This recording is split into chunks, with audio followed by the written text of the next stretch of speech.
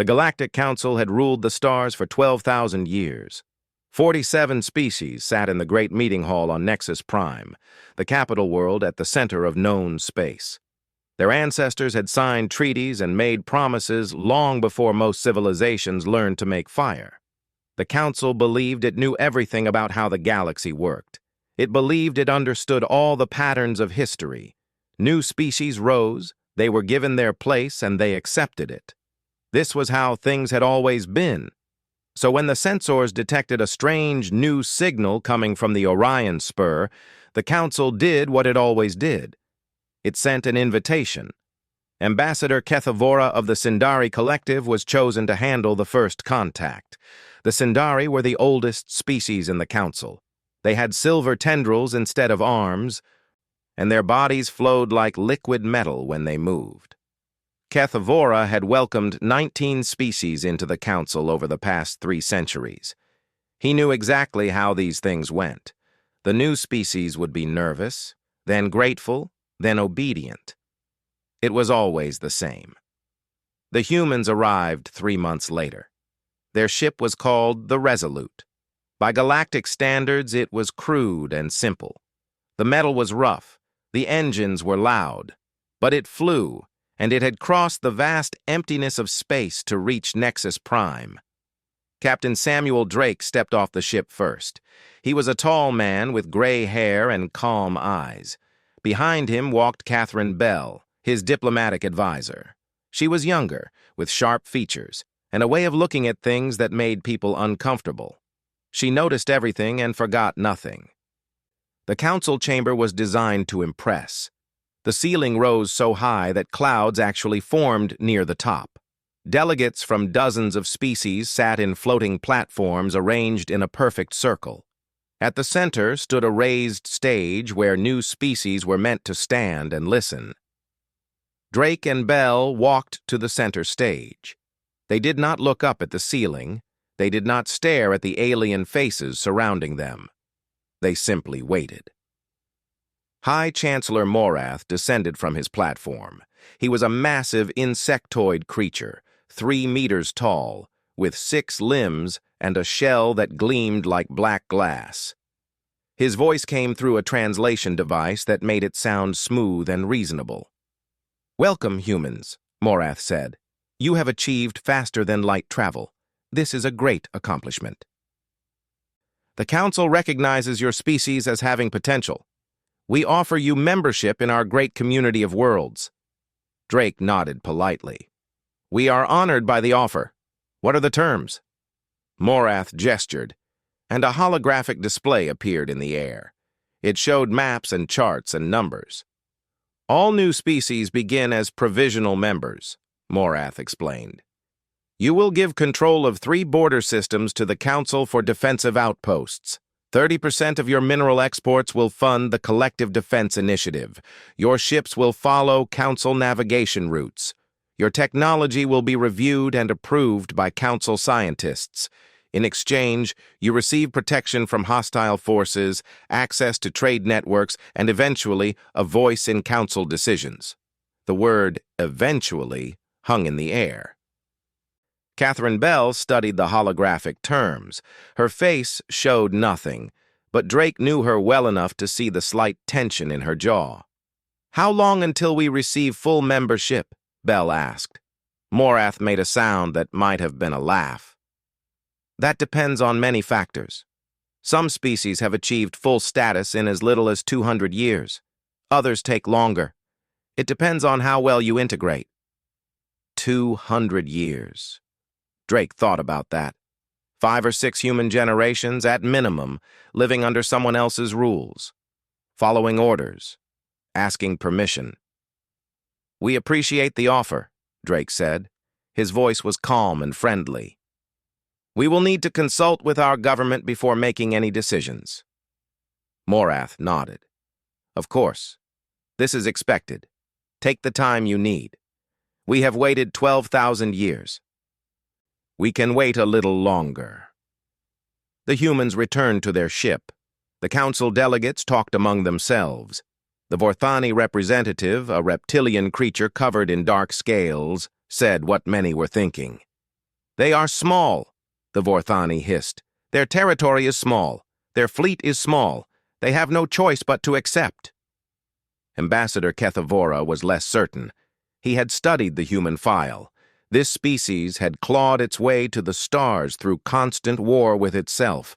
They had split atoms and poisoned their own world and still kept going.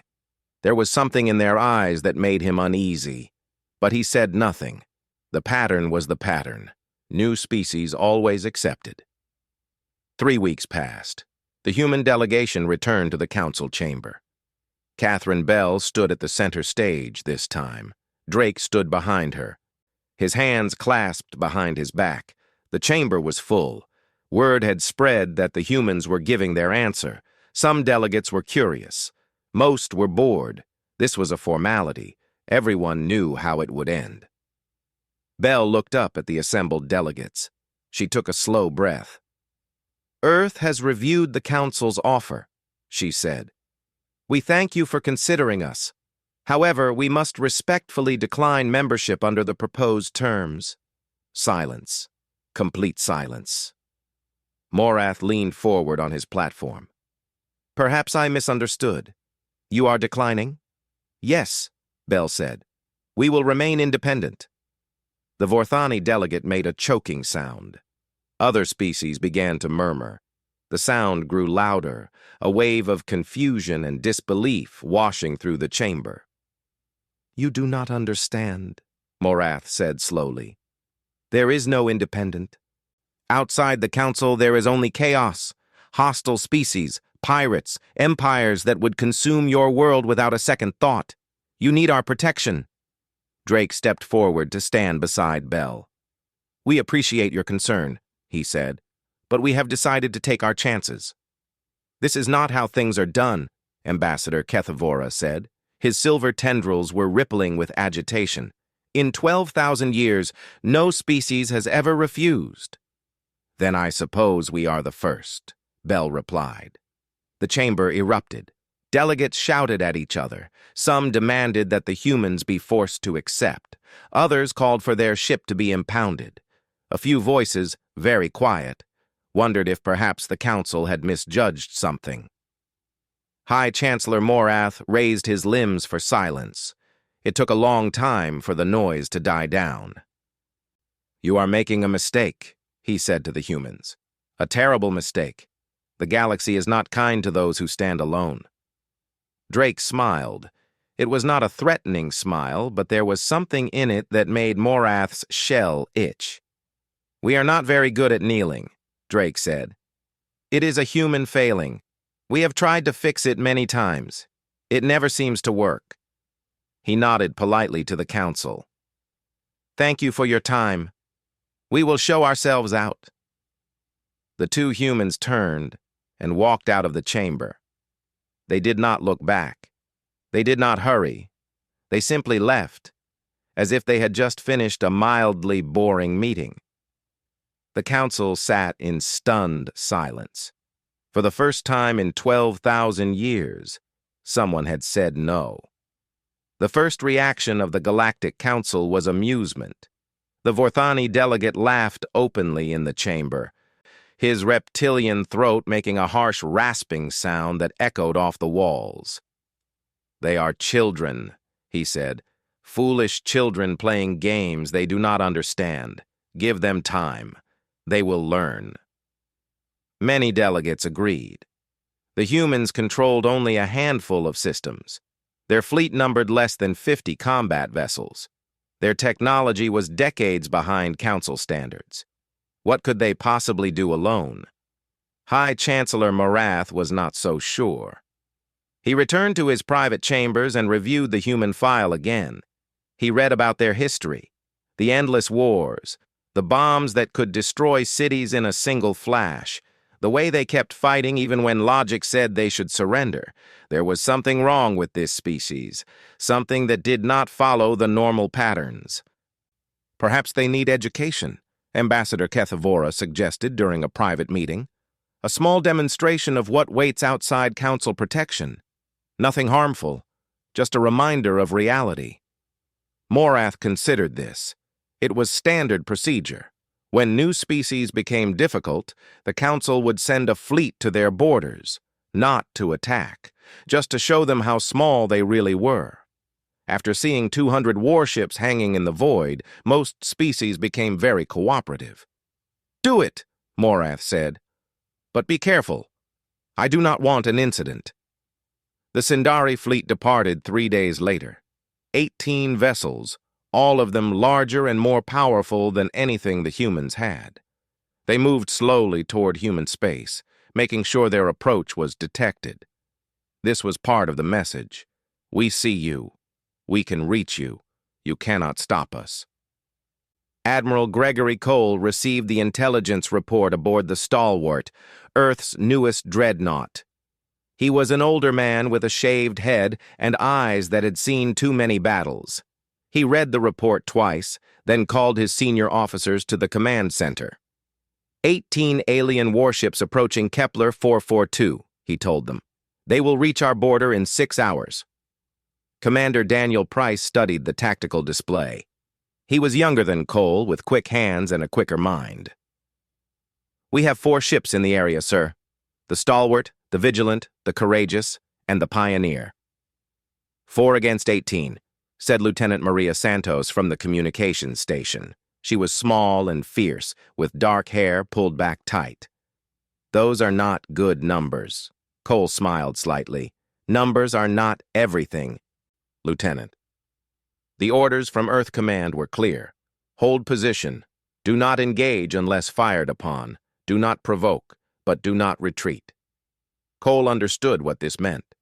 The politicians wanted to see what the aliens would do, and they wanted the aliens to see what humans would do. The Sindari fleet dropped out of hyperspace at the edge of the Kepler 442 system. Their commander was called Vethnar, a veteran officer with 2 centuries of experience. He arranged his ships in a wide formation, weapons visible, moving slowly forward. It was a display meant to intimidate. On the Stalwart, the bridge crew watched the alien fleet approach. "They are not charging weapons," Santos reported, "but they are not hiding them either." "Classic intimidation pattern," Price observed. "They want us to see how outmatched we are." Cole stood at the center of the bridge, his hands clasped behind his back. He watched the display for a long moment. The alien ships were beautiful in their way, sleek and deadly, covered in gleaming armor. Each one could probably destroy his entire fleet. Probably. "Signal the fleet," Cole said quietly. "Formation Delta. Bring weapons online." Price looked at him. "Sir, our orders are to hold position." "I am holding position," Cole replied. "I am just holding it somewhere more interesting." The 4 human ships began to move. They did not retreat. They did not scatter. They advanced directly into the path of the alien fleet, positioning themselves in a tight formation that blocked the approach to the inner system. On the Sindari command ship, Vethnar watched in confusion. "What are they doing?" he asked. His tactical officer studied the display. "They are blocking us, Commander, with 4 ships against our 18. They must be bluffing. Continue approach, slowly. Let them feel our presence." The fleets drew closer. The tension on both sides grew thick enough to taste. On the Stalwart, Cole watched the distance shrink. 5,000 kilometers, 4,000, 3,000. "They are not slowing down," Santos said. Her voice was calm, but her hands were tight on her console. "Neither are we," Cole replied. At 2,000 kilometers, Cole gave a small nod. "Fire pattern Alpha. Warning shots only. Make it impressive." The human ships opened fire. Not at the Sindari vessels themselves, but at the space around them. Precise shots that passed within meters of alien hulls. Missiles that detonated in carefully calculated positions, a display of targeting accuracy that made the Sindari tactical officers choke on their own air. "They nearly hit us!" someone gasped on the Sindari bridge. "No," Vethnar said slowly. He was staring at the display with new eyes. They hit exactly what they were aiming at. They could have destroyed us. They chose not to. The human ships kept moving, weaving through the Sindari formation with impossible coordination. 4 ships somehow seemed to be everywhere at once. Every time a Sindari vessel tried to reposition, a human ship was already there, weapons trained, waiting. Within 6 minutes, the Sindari fleet found itself surrounded. 18 ships, trapped by 4. "Message incoming from the human vessel," the Sindari communications officer reported. Admiral Cole's face appeared on screen. He was smiling pleasantly, like a man welcoming guests to his home. "You are in Earth space," Cole said. "I'm going to give you one chance to leave. Turn around now, and we will pretend this never happened. Stay, and we are going to have a problem, a very serious problem." Vethnar looked at his tactical display, looked at the human ships that had somehow turned his overwhelming force into a disadvantage, looked at the targeting data that showed human weapons locked onto every critical system on his vessel. "Retreat," he ordered. "All ships retreat." The Sindari fleet turned and fled. They jumped to hyperspace as soon as they were clear, running back to Council space with a story that no one would believe. On the Stalwart, the bridge crew sat in stunned silence. They had just faced a force more than 4 times their size, and they had won without firing a single shot that mattered. "Sir," Santos said slowly, "what just happened?" Cole leaned back in his chair. He looked tired, but satisfied. "We introduced ourselves," he said, "properly." The news reached the Galactic Council within hours. At first, no one believed it. The Sindari were the most advanced military force in known space. They did not retreat from primitives with crude ships and simple weapons. But the evidence was undeniable. The sensor logs, the communication records, the testimony of 18 Sindari crews who had watched 4 human ships dance around them like they were standing still. High Chancellor Morath read the reports in his private chamber. His limbs trembled slightly. "This changes nothing," the Vorthani delegate insisted during an emergency session. "They got lucky. Next time we send 100 ships, 1,000. "And if they beat 1,000? Someone asked quietly. No one had an answer. In his chamber, Morath stared at the human file. He had made a terrible mistake. He had assumed that humans were like every other species, that they could be frightened into obedience, that they would see reason. He was beginning to understand that humans had a very different definition of reason, and that frightened him more than anything else. The story of the Sindari retreat spread through the galaxy like fire through dry grass. In Council space, it was told as a cautionary tale, a warning about what happens when simple procedures go wrong. But in the outer regions, in the forgotten corners where Council authority was weak, the story became something else entirely. It became hope. The Galactic Council called an emergency session. For 3 days, delegates argued and shouted and threatened. Some demanded immediate military action. The Kreth representative, a twisted creature of metal and flesh who had replaced most of its body with machines, called for the complete destruction of Earth. "Sterilize the planet," the Kreth said in its mechanical voice.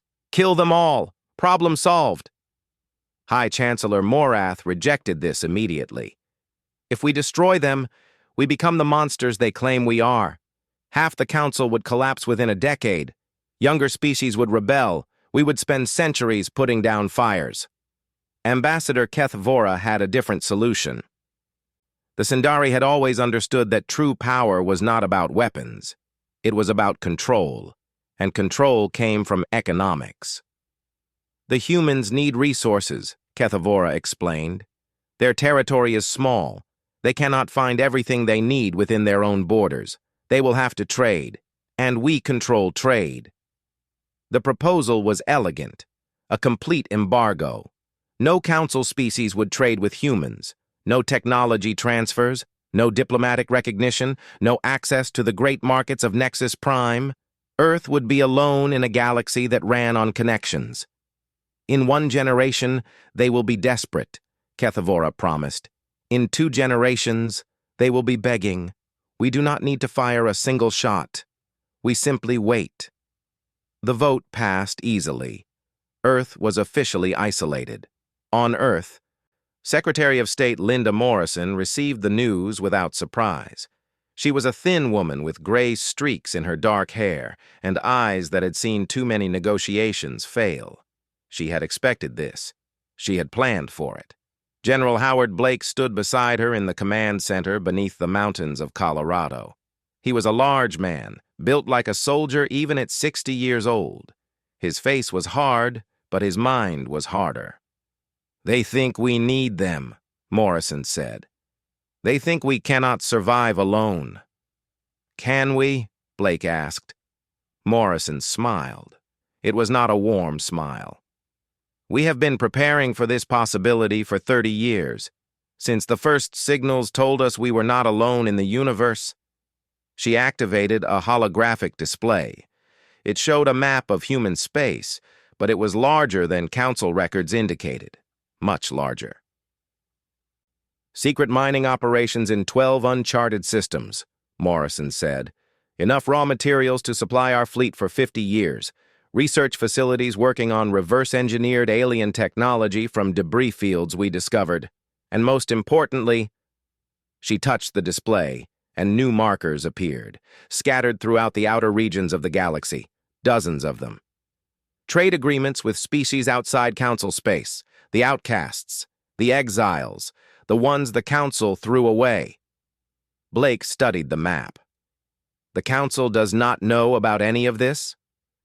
"The Council has been too busy managing its empire to notice what happens at the edges. They forgot that empires always breed rebels." The first ship arrived at Earth Station 7 3 weeks later.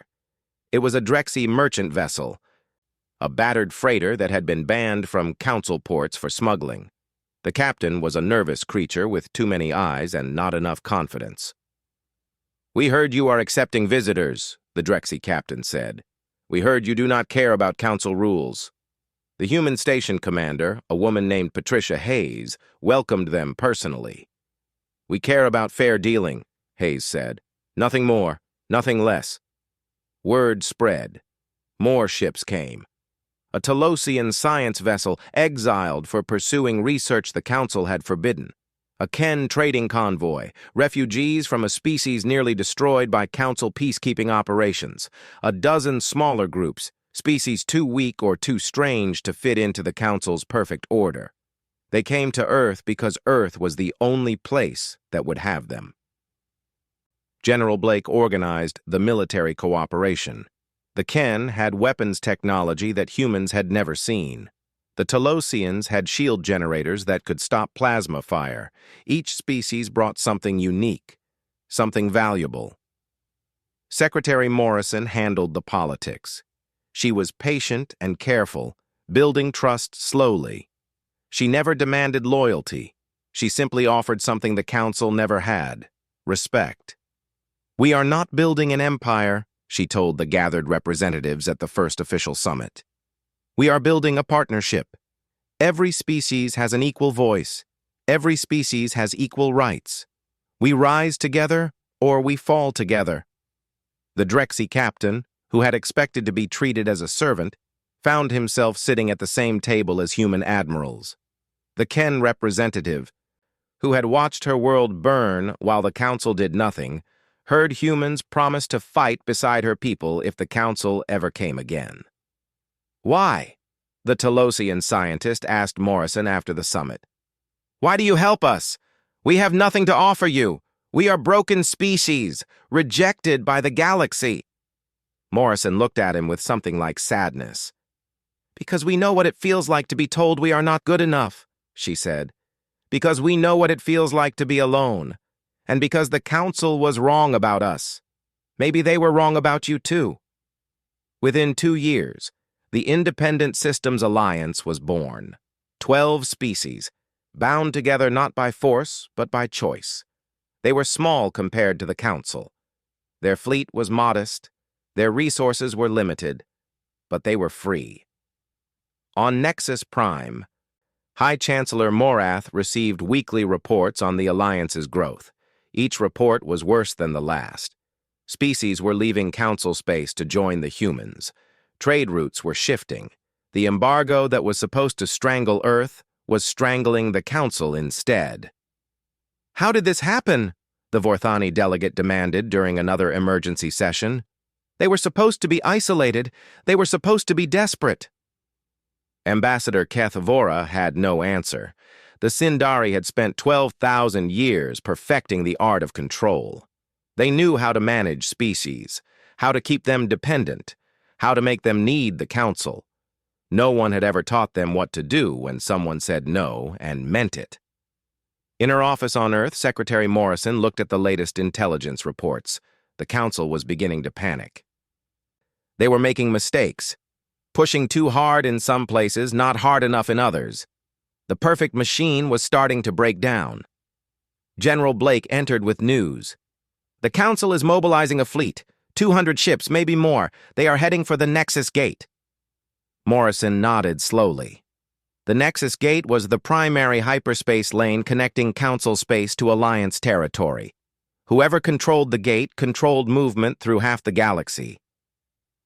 "They are trying to cut us off," she said. "Block our expansion. Trap us in our own corner of space." "What do we do?" Morrison stood and walked to the window. Outside, the sun was setting over the mountains.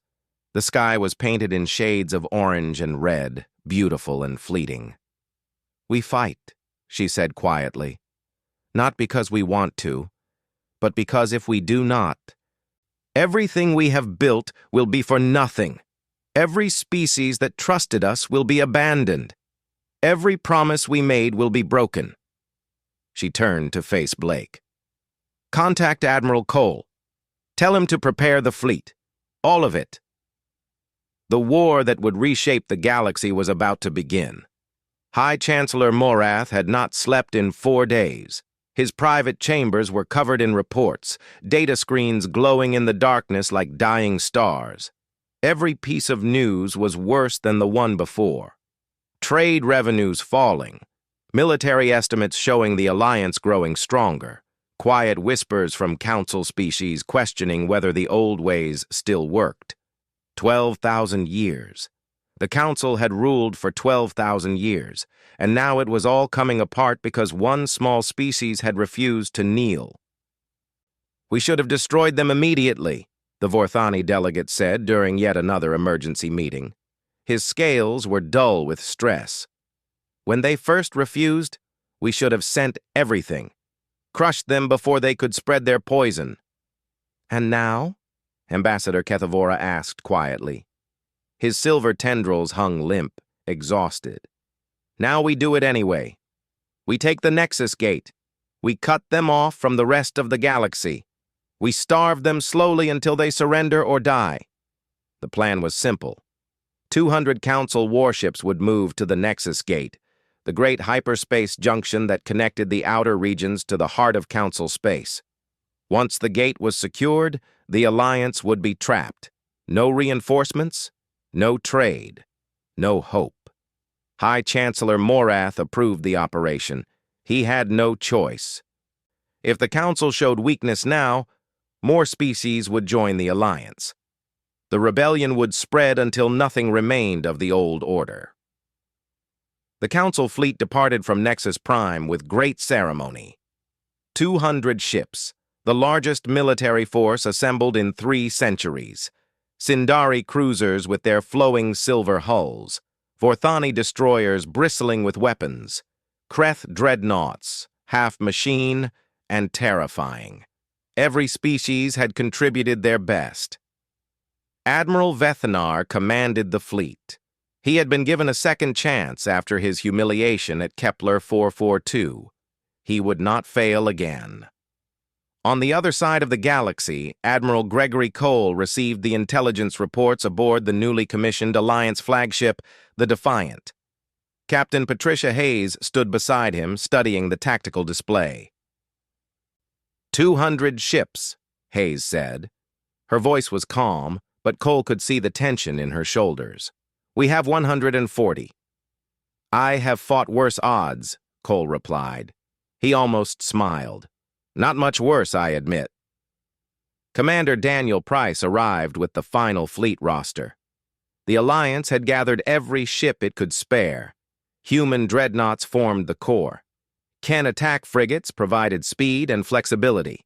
Telosian shield ships could absorb incredible damage. Drexy scout vessels would serve as the fleet's eyes. 12 species, fighting together for the first time in history. The Council fleet will reach the Nexus Gate in 18 hours, Price reported. If they take it, they can block all traffic between our space and the outer regions. Half our allies will be cut off. Cole nodded slowly. Then we cannot let them take it. The Alliance fleet jumped to hyperspace, 140 ships racing toward a battle that would decide the fate of the galaxy. They arrived at the Nexus Gate 3 hours before the Council fleet. The gate itself was a massive structure, a ring of ancient metal 50 kilometers across. No one knew who had built it. No one knew how it worked. But ships that passed through it could cross distances that would normally take years in mere hours. Position the fleet in defense formation around the gate, Cole ordered. I want overlapping fields of fire. No gaps. Captain Hayes took the Defiant to the center of the formation. She looked at the faces of her bridge crew, human officers, a Telosian science specialist, a Ken weapons officer, different species, united by something stronger than treaties. You know what we are fighting for, Hayes told them. Not conquest, not glory. The right to exist on our own terms, the right to be free. The Council fleet dropped out of hyperspace like a wall of steel and fire. 200 ships spreading across the void in perfect formation. The sight was terrifying. Admiral Vethanar surveyed the enemy position. 140 ships against his 200. The Alliance was outnumbered, outgunned, and trapped with their backs to the gate. They cannot win, his tactical officer said. The mathematics are clear. Vethanar remembered thinking the same thing at Kepler 442. He remembered being wrong. Do not underestimate them, he warned. Attack in waves. Wear them down. Do not give them room to maneuver. The battle began. The first wave of Council ships swept toward the Alliance formation. Plasma fire lit up the void. Missiles streaked between the fleets. Ships died in flashes of light that would have been beautiful if they were not so terrible. The Alliance held. Telosian shield ships absorbed punishment that should have destroyed them. Ken frigates darted through the chaos, striking at weak points in the Council formation. Human dreadnoughts anchored the line, their weapons firing with mechanical precision. They are not breaking, Vethanar observed after the first hour. Why are they not breaking? The answer came from his tactical officer's analysis. Council fleets fought by the book. Every maneuver was documented, practiced, refined over millennia. Alliance fleets did not have a book. They improvised. They adapted. They did things that made no tactical sense until suddenly they made perfect sense. A human captain would see an opportunity and take it without waiting for orders. A Ken squadron would change formation mid-battle because the situation demanded it. The Alliance fought like a living thing, constantly evolving, constantly surprising. The Council fought like a machine, and machines could be broken. 8 hours into the battle, the tide began to turn. The Alliance had lost 30 ships. The Council had lost 60. The mathematics no longer favored Vethanar. Sir, we should consider withdrawal, his first officer suggested. Withdrawal? Vethanar's voice cracked. We have come to crush them, to end this rebellion forever. We cannot retreat. But the choice was taken from him. Admiral Cole had been waiting for this moment. The moment when the enemy was committed, when they could not pull back without losing everything. All ships, Cole's voice rang across the Alliance fleet. Execute hammer and anvil. The Alliance formation split. Half the fleet surged forward, driving into the center of the Council formation. The other half swept around the flanks, encircling the enemy. It was a maneuver that should have been impossible. It required perfect coordination between species that had never fought together before. It worked. The Council fleet found itself trapped. Ships that tried to retreat ran into Alliance vessels. Ships that tried to advance were cut apart by crossfire. The perfect formation collapsed into chaos. "Fall back," Vethnar finally ordered. "All ships, fall back to hyperspace." But the Alliance was not finished. Captain Hayes drove the Defiant deep into the enemy formation, her weapons blazing. She was not trying to destroy ships, she was hurting them, pushing them away from the gate. When the survivors of the Council fleet finally escaped to hyperspace, they left behind 93 destroyed vessels. The Alliance had lost 32. But more importantly, the Nexus Gate remained in Alliance hands.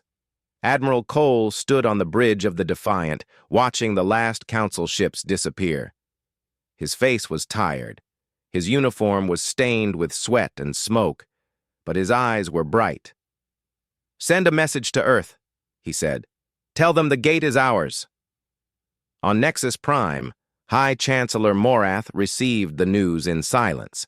His advisors waited for him to speak, to rage, to order another attack. He did none of these things. He simply sat in his chamber, staring at the reports, understanding at last what he was facing. The humans had not just won a battle. They had proven that the Council could be beaten, that the old order was not invincible, that 12,000 years of dominance meant nothing against a species that refused to accept defeat. For the first time in his long life, Morath felt something he had never expected to feel. Fear. The galaxy was changing, and there was nothing he could do to stop it. The war did not end with the Battle of Nexus Gate. The Council was too proud, too afraid, too invested in the old ways to simply surrender. For 18 more months they fought. Smaller battles, desperate raids, attempts to break the Alliance through force that failed again and again. But everyone knew how it would end. The only question was how long the Council would take to accept it. Secretary Linda Morrison watched from Earth as the reports came in. Council species were breaking away. The Drexy, once banned from Council ports, now controlled 3 major trade routes. The Ken had rebuilt their fleet with human help and retaken their ancestral systems. Even some Council members were quietly reaching out, asking what terms the Alliance might offer. The old order was dying. Something new was being born. The final battle came at the edges of Council space itself, a last desperate attempt to stop the Alliance advance. Admiral Cole led the combined fleet against the remaining Council forces. The fighting lasted 2 days. When it was over, the path to Nexus Prime lay open. High Chancellor Morath requested a meeting. The negotiation took place in the same chamber where humanity had first been offered subjugation. Secretary Morrison sat at the center table now, where new species were supposed to stand and receive their orders. She sat because she had earned the right to sit. Morath looked older than before. His black shell had lost its gleam. His limbs moved slowly, as if carrying a weight too heavy to bear. "You could destroy us," he said quietly. "You have the power now. Your fleet could burn Nexus Prime. You could scatter the Council species across the galaxy. No one would stop you." Morrison looked at him for a long moment. She thought about all the species the Council had conquered, all the civilizations forced to kneel, all the freedom traded away for the illusion of security. "That is the difference between us," she said. "We never wanted to destroy anyone. We just wanted to be left alone." Morath made a sound that might have been a laugh or might have been a sob. Left alone, such a simple request, and we could not grant it. We were too afraid, too convinced that our way was the only way. "Yes," Morrison agreed. "You were." The negotiations lasted 3 weeks. Morrison led the human delegation. Admiral Cole attended as military advisor. Captain Patricia Hayes represented the Alliance fleet. Ambassador Cathavora spoke for the Council, though his voice carried little authority now.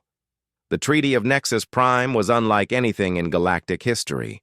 There were no reparations, no territory seized by force, no species conquered or humiliated.